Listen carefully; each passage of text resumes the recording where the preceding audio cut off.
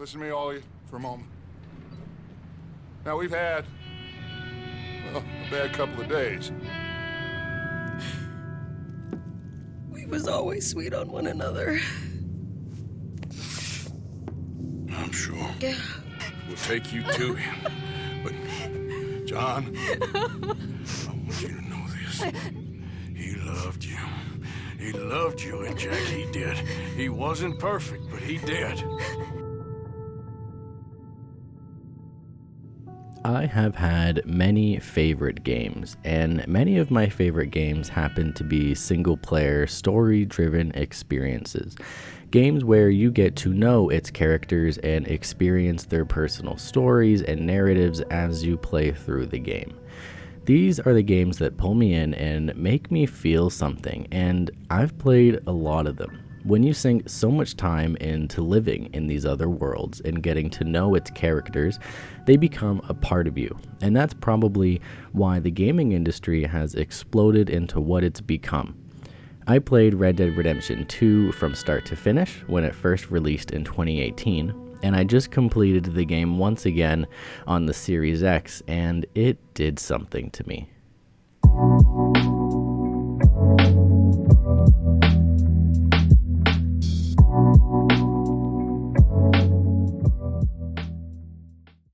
The tragic story of Arthur Morgan is a true hero's journey. The Arthur Morgan we are introduced to isn't the same character when we get him at the end of the 6th chapter of the game, and on the way there, Arthur changes, and it made me want to understand what was really going on here from a storytelling angle.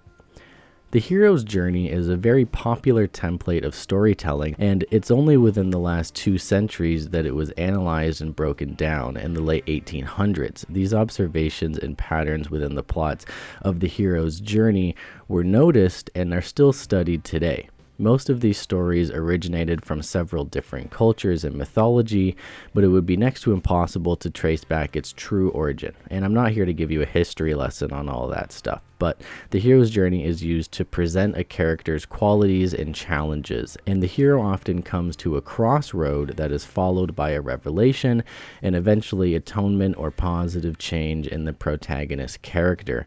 And that is what we get here with Arthur. And it's astonishing how Rockstar broke it down for us across the several hours we spend with the character, and they did it once again on a smaller scale in the epilogue of the game.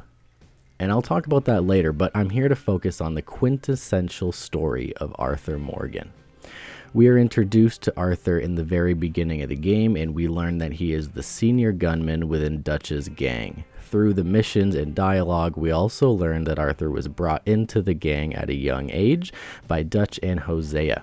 Arthur was raised a criminal and outlaw. His father was an outlaw, and a surrogate father figures are outlaws as well, so it's safe to say it's in his blood.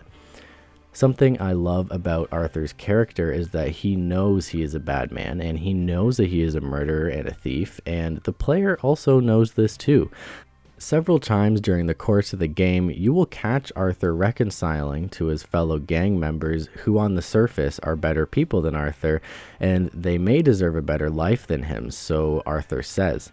And a few times in the game we see where Arthur pays for the life that he chose. In one case, it's with an ex-lover of his, and we learn that the reason that they did not have a future together is because of Arthur's murderous outlaw self, and that is a life that Arthur chose, and he knows that, and he doesn't necessarily blame himself for that. The entire bad guy persona and lifestyle paves the way for Arthur to cross that threshold into learning how to and want to right the wrongs of his outlaw life. And that really begins with Arthur's medical diagnosis, where he learns that he only has a few more months to live. If you know that this part is coming, it's a part of the game you'll dread. Arthur is an amazing, likable character, and it makes sense that this is a part of the game that will make you feel terribly, terribly sad, and that it will pull at your heartstrings. But I believe the most enjoyable part of the game does begin here. I know that that sounds crazy to a lot of you guys who love this game, but this is where Arthur's atonement begins, and he learns that he wants to die a good man, a man with a man who has made positive change in many people's lives. And starting here, the game gives us many missions within this final chapter to right those wrongs, and they are not main missions, although some of them are, but a lot of them are side missions that you might not even get around to until the epilogue of the game. I myself had bad honor at the Revelation part of the game when Arthur got sick, and I was working to up Arthur's honor level so that I could receive that good honor ending, and that was a really enjoyable experience in the game. And putting in the work and making these good decisions to help people along the way, it is something that was really fun. You know, it might not be as fun as running around shooting and robbing in the game world. That stuff is way more exciting, but this was really, really important. Along the way within the story, the gang starts to fall apart, and many important and likable characters perish along the way.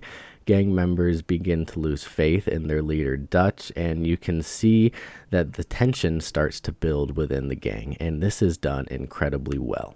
In the 6th chapter, I felt alone and scared and like I was being watched when I was inside the camp. And that's because the glory days of the gang are gone, and this massive climax and falling out is right around the corner. The entire downfall of this gang was done masterfully, in my opinion.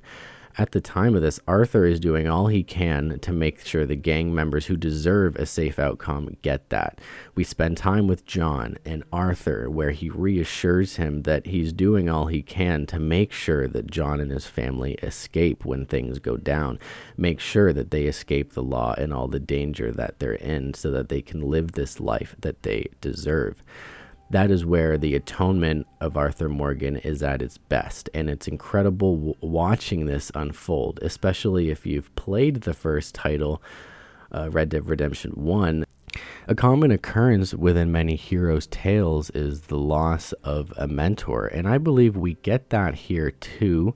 One being the loss of Hosea, who was a real father figure to Arthur, and the other being the loss of Dutch's character. Over the course of the game, Dutch changes and he becomes headstrong. His morals become lost, and that father figure and leader within him fades away as Arthur starts to see Dutch kind of fall into madness, and all sense of judgment is gone from Dutch. And that is heartbreaking as well as a viewer and a player, because I really enjoyed Dutch's character, and seeing him change is one of the most heartbreaking things about this game.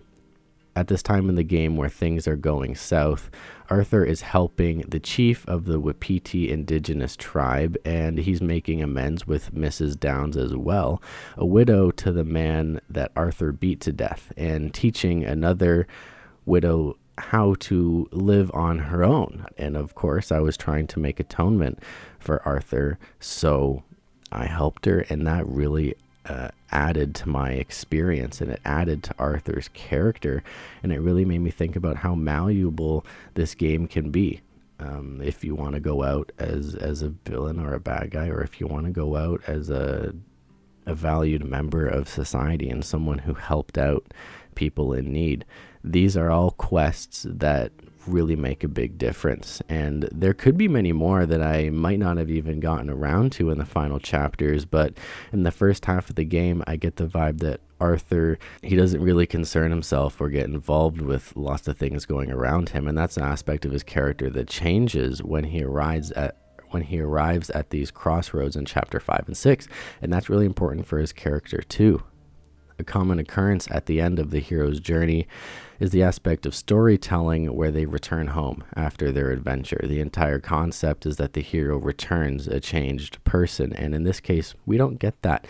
There isn't an opportunity for Arthur to return as a changed man. Instead, Arthur dies a changed man. And that's a pattern in the Red Dead Redemption series. The entire plot of these games revolves around the redemption and death that the protagonist faces. The storytelling here, in my opinion, is immaculate and incredible, and one of the most amazing stories within any media fiction I've ever experienced. The game comes full circle here with the tale of the hero's journey.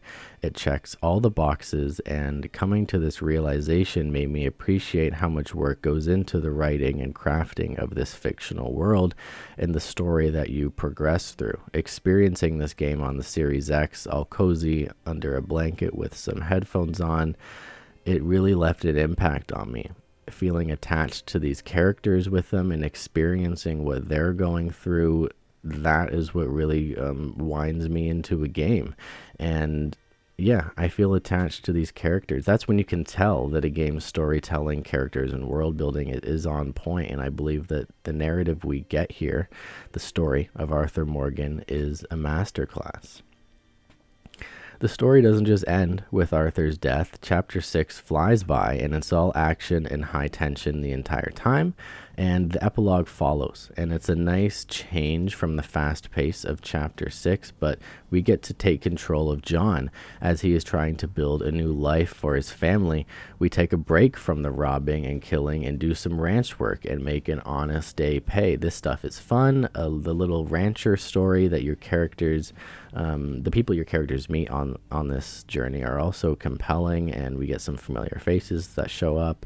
This epilogue is compelling, and its strongest suit is tying up loose ends with some of the other gang members that escaped that you come across here and you get to spend some time with. That stuff is really great and really well done. I think it's a really great idea to finish the game off with this epilogue.